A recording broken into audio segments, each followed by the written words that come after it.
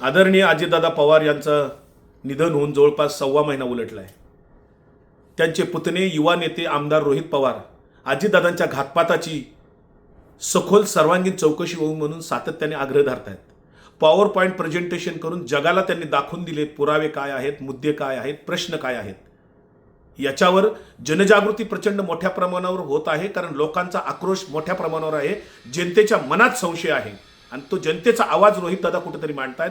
परंतु भारतीय जनता पार्टीने अजितदादाच्यातल्या काही लोकांना असं वाटतं की रोहितदादांनी बोलूच नये, रोहितदादांनी आवाजच उठू नये. त्यांना असं वाटतंय का की अजितदादांना न्यायच मिळू नये. अजितदादांना न्याय मिळावा म्हणून जर कोणी झगडत असेल, त्यांना पाठिंबा द्यायचा नसेल तर नका देऊ, पण निदान अडथळे तरी नका आणू. भारतीय जनता पार्टी आणि अजितदादांच्या पक्षातले ते 4 लोक तुम्हाला अस्वस्थ होण्याचं कारण काय? रोहितदादांनी तुमच्यावर आरोप केलेला नाही कुठला कोणावर. मग असं असताना भारतीय जनता पार्टीचे कधी प्रवक्ते, कधी मंत्री, कधी आमदार वारंवार रोहितदादांना काही ट्रोलिंग गँग त्यांची सातत्याने टार्गेट करत आहे.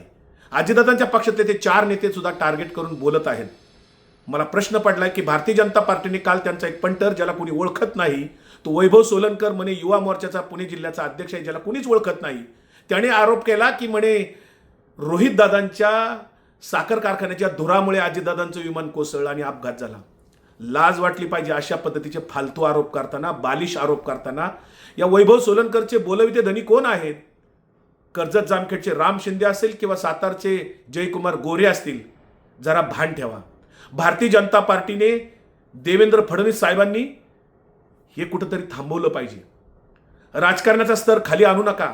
अजितदादांना न्याय मिळवून द्यायचा, त्याच्यासाठी आवाज उठवणाऱ्या माणसाला जर तुम्ही असे फालतू आरोप करून बहुजनांना कुठेतरी वापरत असाल तर बहुजनांचा वापर अशा गलिच्छ राजकारणासाठी करू नका.